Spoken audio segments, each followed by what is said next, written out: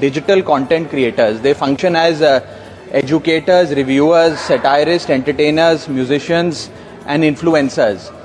ये सही मायने में सर भारत के ग्रास रूट कम्युनिकेटर बन गए हैं और इनका यूट्यूब चैनल हो या इंस्टाग्राम पेज हो, ये इनके लिए सोर्स ऑफ एंटरटेनमेंट नहीं बल्कि इनकी सोर्स ऑफ इनकम है, इनका एसेट है. It is the fruit of their hard work.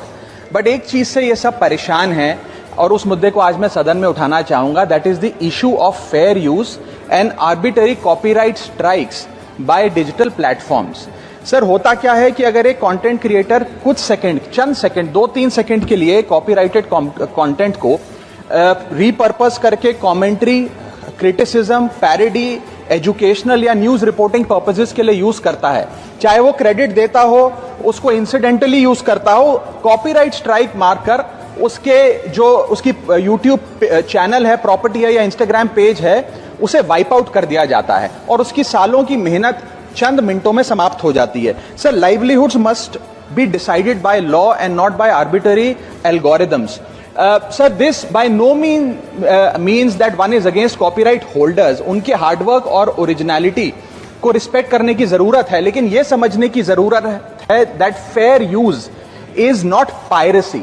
Fair use where sometimes the purpose of using this content is incidental or transformative must not tantamount to wiping out somebody's hard work. Sir, because innovation cannot grow in fear and creativity cannot survive under threat.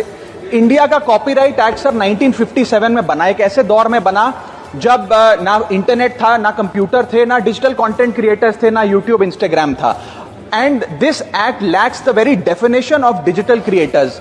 ये fair dealing की बात करता है, लेकिन fair dealing की बात किताबों, magazine और जर्नल के कॉन्टेक्स्ट में करता है, जो उस दौर की इंफॉर्मेशन डिसेमिनेशन के सोर्सेज थे, ना कि आज के दौर की. इसीलिए मैं 3 मांगे आज सदन में लेकर आया हूं. मेरी पहली मांग है, amend the copyright act of 1957 and define digital fair use. परिभाषित करिए कि ट्रांसफॉर्मेटिव यूज क्या है, जैसे कि कमेंट्री, सटायर, क्रिटिक, एक्सप्लेनेशन.